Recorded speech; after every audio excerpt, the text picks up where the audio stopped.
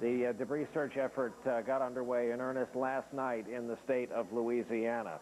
We want to go up to headquarters and Natalie Morales, who has been keeping track of the remembrances of these 7 extraordinary people that were lost in this catastrophic disaster. Natalie?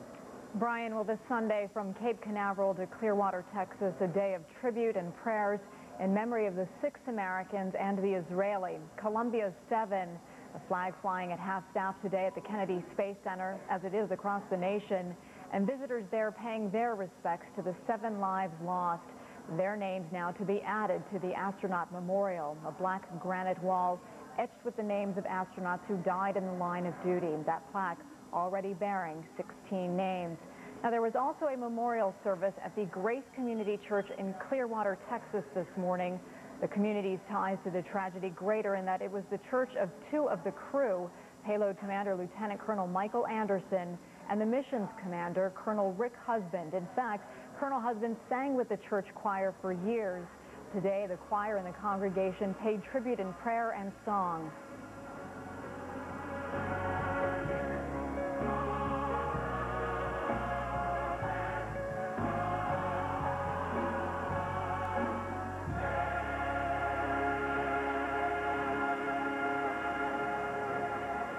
The congregation there, in fact, standing up in a standing ovation. All of Columbia's families now certainly in the thoughts and prayers of the Grace Community Church in Clearwater, Texas today, as well as across the nation and around the world, including in Israel today. Colonel Ilan Ramon became a national hero. He was the first Israeli to go to space.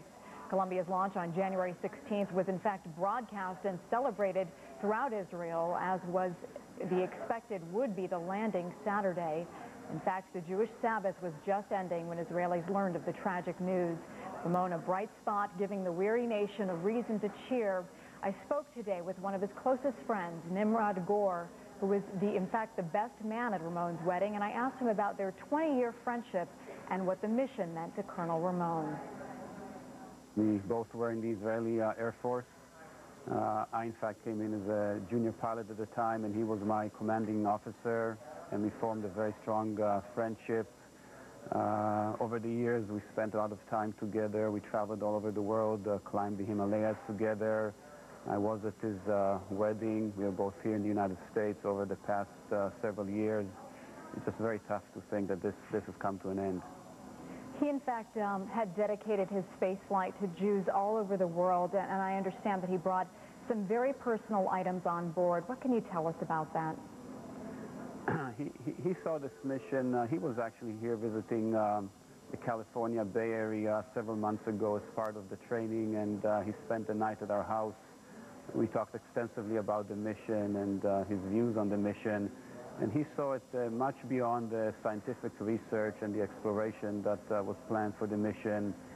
He felt that he was representing the Israeli people, the Jewish nation, the history of the Jewish people, and I believe he took with him several artifacts that belong to these different historical periods and that he felt he was representing. He had the Bible. He had, I believe, a letter written by a child who did not survive the Holocaust, which for him, I think, meant a lot because he is the son of a Holocaust survivor. Have you now spoken with his wife and his 4 children, and what can you tell us about Ilan as a husband and as a father? I've not been able to get through to the family. I wish I could, I were able. He was a terrific individual. Professionally, he was an all-star, a very humble, unassuming all-star. But even more importantly, he was a true friend and a true family person. 4 kids.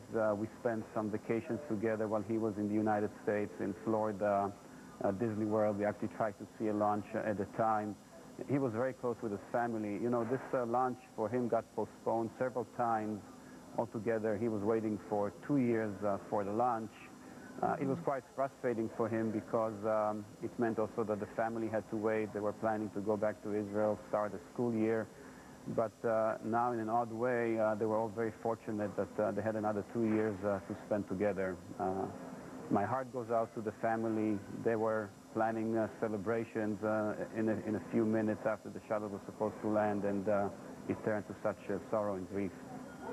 Nimrod Gore, Ilan, Ramon. This is NBC News continuing coverage of the tragedy on board the Space Shuttle Columbia as you look at the Cape in Florida, where 144 manned space missions have been launched, and where today, as with all federal facilities, by order of the President, flags fly at half-staff in memory of the 7 lost. As this Sunday afternoon across the United States, the grieving gets underway in earnest for the tremendous loss suffered by the United States and Israel with the colossal failure of the spacecraft yesterday. Welcome back from the Johnson Space Center in Houston, Texas. I'm Brian Williams, and to let you know what we are waiting for from Hemphill, Texas, we're going to get briefed from the command center there on the status of the debris recovery. Remember, this was a huge part of the citizen involvement yesterday. NASA looking for all angles of amateur videotape after the explosion and any pieces that might have fallen from the sky. It turns out it is an area of several hundred square miles, a search area that has extended into the state of Louisiana. The Columbia exploded at an altitude above the jet stream, so some of the lighter materials were carried along by the jet stream, in some cases, for several hundred miles. So we will interrupt whatever we are doing and go to that press conference when it begins. We want to begin this hour of our coverage with my colleague Dan Molina, who is here and can brief us on several fronts, a conversation he had with Israel's representative here, what the investigation is going to look like into this disaster, and additionally what it has done to the Johnson Space Center. And Dan, perhaps we should begin with the commission, which is not unlike the way they went about the aftermath of the Challenger. That's correct, Brian. Overnight, NASA hastily assembled a very distinguished group of individuals to comprise the Accident Investigating Board. The chairman of that board is a retired 4-star Navy admiral. His name is Harold W. Gaiman, and I refer now to the latest NASA news release. Admiral Gaiman's last assignment was NATO's Supreme Allied Commander Atlantic, and as the Commander-in-Chief of the U.S. Joint Forces Command.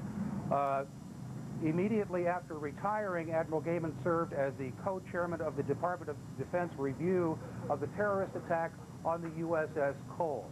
There is another admiral, there are a number of generals, engineers, distinguished individuals which will make up this board. They are assembling today at Barksdale Air Force Base in Shreveport, Louisiana.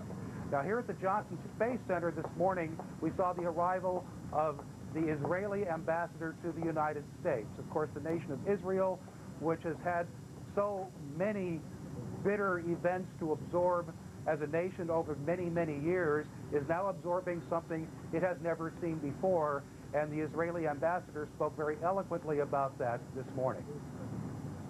We took off a lot of pressure for one moment, for a few days during the Columbia mission, that people were thinking about something which is really bigger than the everyday life, bigger than the terror and the travails that we have to suffer every day. So it was a very special moment.